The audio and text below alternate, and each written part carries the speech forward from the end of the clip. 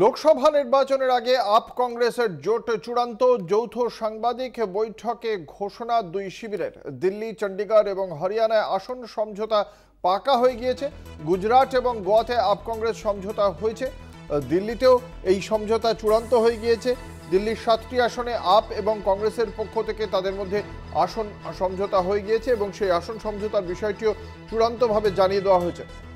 আমাদের সঙ্গে টেলিফোনে রয়েছেন আমাদের পলিটিক্যাল এডিটর আশিস চট্টোপাধ্যায়।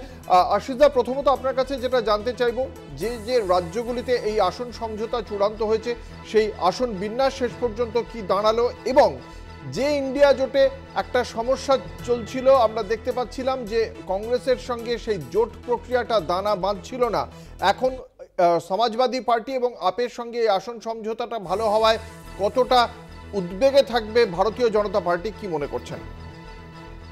দেখুন, আপনি খুব গুরুত্বপূর্ণ কথা তুলেছেন। আজকে যে খবর এলো আপের সঙ্গে সমঝোতার, এবং গত 2-3 দিন ধরে সমাজবাদী পার্টির সঙ্গে সমঝোতার যে চূড়ান্ত ছবিটা আমাদের সামনে এসেছে, তাতে বলা যেতে পারে যে ভারতীয় রাজনীতিতে একটা গুরুত্বপূর্ণ মাইলস্টোন হয়ে দাঁড়াচ্ছে ইন্ডিয়া জোট। এবং যারা মনে করেছিল যে ইন্ডিয়া জোট কিছুই হবে না, শেষ পর্যন্ত এটা কথাবার্তা এবং চা খাওয়ার মধ্যেই শেষ হয়ে যাবে, তাদের সেই মানে প্রত্যাশা বা আশঙ্কা যাই বলুন, তার উপরে একটা বড় চপেটাঘাত বলা যেতে পারে আজকের ঘটনা। যেটা জানা যাচ্ছে যে দিল্লিতে 7টি আসন, এই 7টি আসন বর্তমানে বিজেপির দখলে রয়েছে। এই 7টি আসনে ভাগাভাগি হয়েছে 4টি আপের পক্ষে এবং 3টি কংগ্রেসের পক্ষে। নিউ দিল্লি, পশ্চিম দিল্লি, দক্ষিণ দিল্লি, ইস্ট দিল্লি এবং দিল্লি, এই আসনগুলোতে আপ লড়বে, অর্থাৎ আম আদমি পার্টি লড়বে, এবং চাঁদনি চক, উত্তর পূর্ব এবং উত্তর পশ্চিম দিল্লিতে কংগ্রেস লড়বে। হরিয়ানার ক্ষেত্রে স্পষ্ট সমঝোতা হয়ে গেছে আপের সঙ্গে কংগ্রেসের।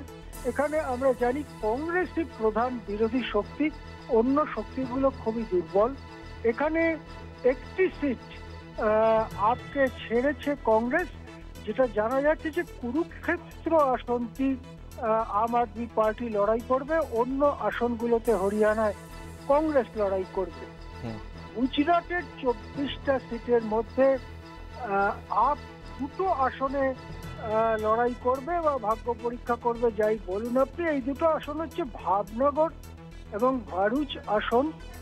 এছাড়া যে বাকি 22টি আসন, সেই আসনে কংগ্রেস লড়াই করবে এবং আপ কংগ্রেস একসঙ্গে বিজেপির মুখোমুখি হবে।